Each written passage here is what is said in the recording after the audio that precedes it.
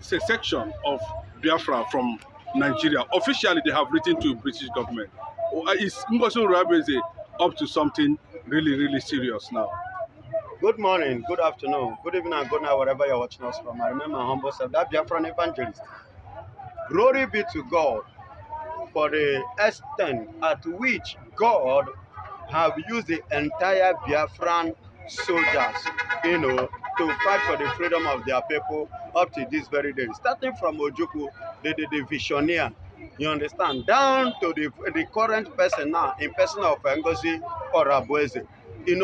This is something that the British government unite without the concept of the people. I'm talking about especially the eastern region, especially the Biafrans, especially the Igbos. Even as at that time, till today, we own the resources that make Nigeria what Nigeria is, of which the British are benefiting and enjoying up to this very moment. Now, I give God thanks and I appreciate God for what God is using Ngozi Orabueze to achieve in her own era. Yes, Ekpa have achieved his own. Ojukwu has done his part. Nnamdi Kanu, the great man, has achieved his own and is still achieving his own. You understand me? So now Ngozi Orabueze is on top, is on the game. Glory be to God once again that God is using her, directing her, and the world and the people are now paying attention to her. There is something I do tell people, even God the Creator does this. When a man is crying and a woman is crying, attention will be given to the woman first, even better than that of a man. If you watch it now, they are now giving that attention now to Ngozi Orabueze. Being a woman, as a mother, they feel for her. You understand? So the letter, the document, the written official document given, or letter you can call it, to the British Empire. Officially, telling them that Biafra has moved from Nigeria. We have exited from Nigeria, which they illegally, abuse-free unite without our concept. We are now telling them that no more unity, we are no longer part, we are exiting from it. The Prime Minister himself acknowledged it, understood, and I give God the glory, and I appreciate him too for having that understanding, for acknowledging that letter and approving it now, giving it a state of mind concept, and he considered it within him, and which I believe, since he has considered, the British has considered as well, being their Prime Minister, and that tells you how far and the end at which Biafra is going, the green light that is about to light up at the end of this tunnel struggle. What would the British government at this point in time now be thinking about how it has gotten to that level?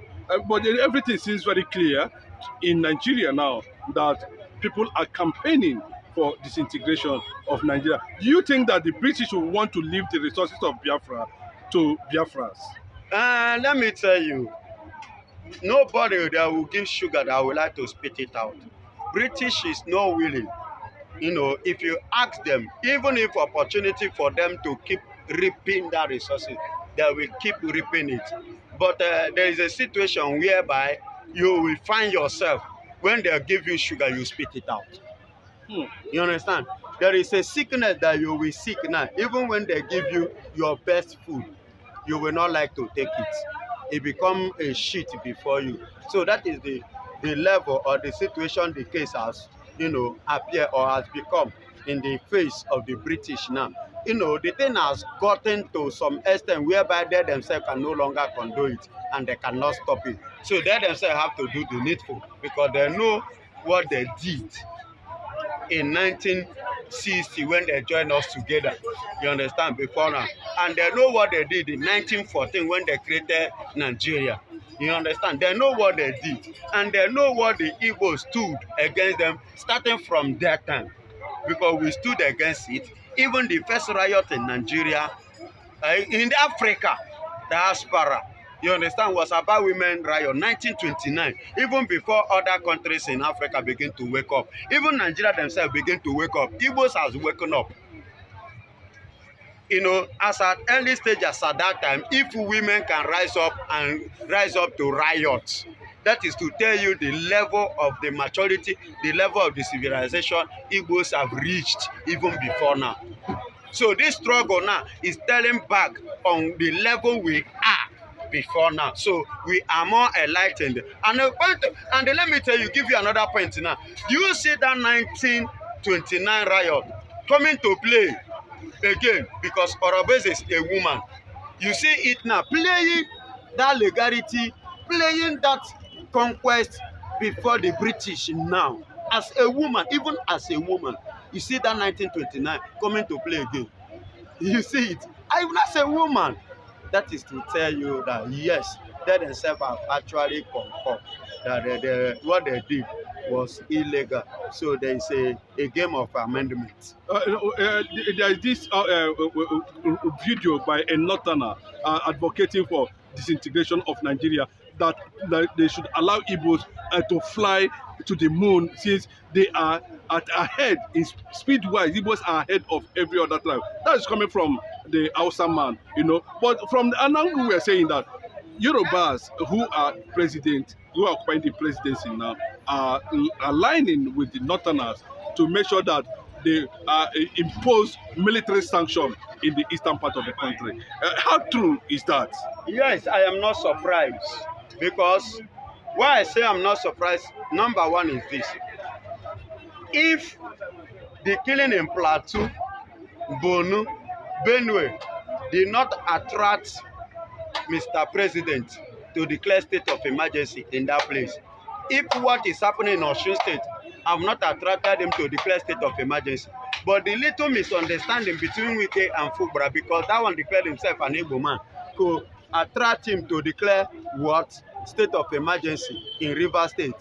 It shows that Yorubas and the Hausas, as their usual way, have come together to set up a conquest against the Igbos. You get it? Because if you watch what happened between Obasa in Lagos State House of Speaker, you understand? Obasa even went there with thugs.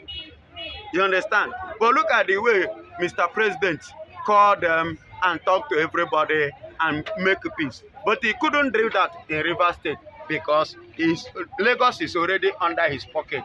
So Rivers State is not in his pocket. So he wants every means of pocketing Rivers State of Rivers State resources. Do you understand? Having access to it. Do you understand? And that is why he declared state of emergency there. But the very other places where crimes are going on in a high intensively, he did not declare state of emergency because he has nothing to profit from that place. So that's why I said I am not surprised. And if you watch now, the killing now is nothing. The killing is no longer much in the West, where Mr. President come from. The killing is no more there. The killing now is now based on that eastern axis, especially those ones, you know, mostly those states and those people that, you know, clap for P2B in 2023 election, who gave out their concepts, who gave out their mind, who gave out this is whom I love, this is the person I want, this is the person we want. You know, if you watch them, these are the people that Mr. President concur with the Fulanis. And then, you know, when you mention military, they are Fulanis. You understand? That's why they will tell you, Boko Haram repented, they will put them into military.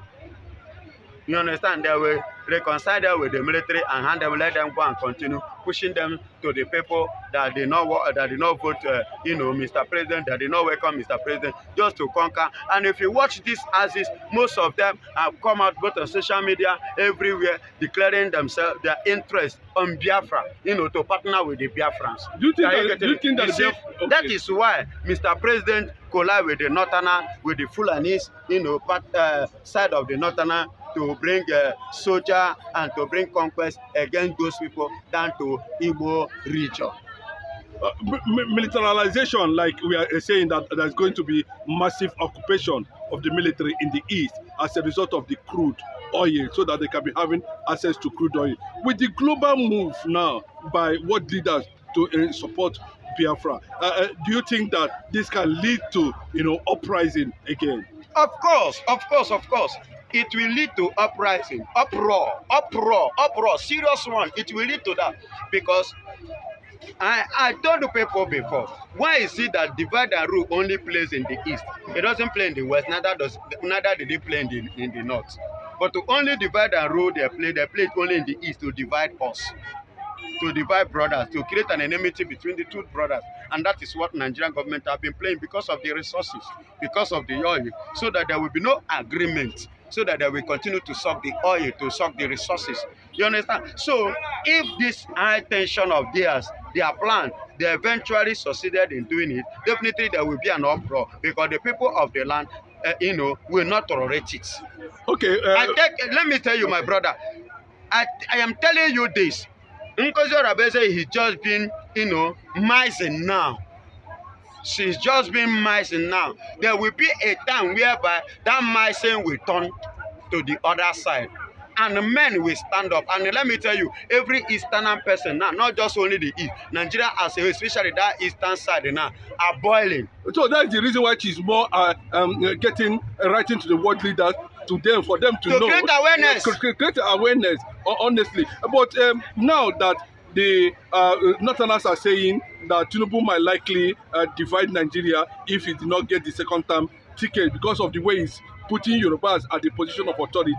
What is the Northern leaders trying to talk about with that kind of statement? That is why the Northern man came up and tell you clearly that Igbos have taken over globally. In social media, in the world, everything, that Biafra of a thing, they should let them go. Once, so that they themselves will as well have peace. They want to have their peace because this thing has gotten to the point that whereby they cannot condole it and they cannot stop it. There are things you can handle, there are things you can manage, but if that which you intend to manage fall out of your hand or go beyond your own capacity, what do you have to do? You let it go.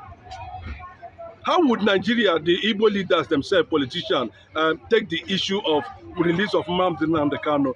How are they going to control the crowd? That's what people are asking. And secondly, they know that the release of Nnamdi Kanu might trigger also the appearance of Simon Ekpa at the same time. Of course, they are scared because their word will no longer be relevant, and that is what they are scared of. And they want their word to stand, and they want to be the one to speak as the governor impose on us. But a situation whereby the person that we trust, who doesn't want to use force on us, is being released in person of Nnamdi Kanu, who stood for us, who suffered for us, who paid the price for us, who sacrificed for us. If eventually being released, definitely everybody will like to do what? To embrace him, and everybody will listen to him because that is a leader. We are talking about leadership. We are not talking about dictatorship. We don't need people that will impose law on us. We don't want people that will dictate for us. We don't want the people that will say, you must do this. You can't give me condition in my own property, in my land. I have a freedom of some certain things, and I have my right for some certain things. Do you understand me? So, and that right and that my freedom can only be given to me from somebody like Nnamdi Kanu. And my attention and my complaint, he will pay attention to it. And that person who will give audience to my cry, to my tears, is somebody like Nnamdi Kanu. Not people like Usorudo and Peter Mba or Nwefurefu. Okay, do you or think... not that idiot one who goes on the other. Do you think, yes, they have been mentioned as people who have been planted by the Fulanis, and that's why they are saying they are not doing anything against the killing in the east.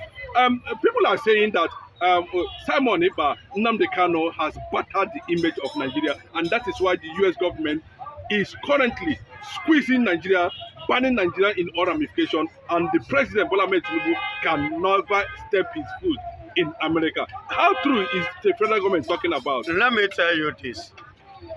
Bola Ahmed Tinubu cannot step his feet to America, not because of Biafra.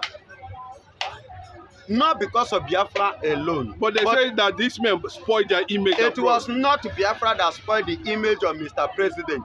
These people can spoil the image of Nigeria. And if you ask me, I will tell you that they did not even spoil the image of Nigeria. But the Nigerian government are the one that spoiled their own image. Because whatsoever that is happening, whatsoever you are doing to the citizens of your country, other countries are taking note of it. You understand? People are listening, people are watching, people are hearing it. The way you are marginalizing your people, the way you are intimidating your citizens, the way you are, maltreating them is uncalled for.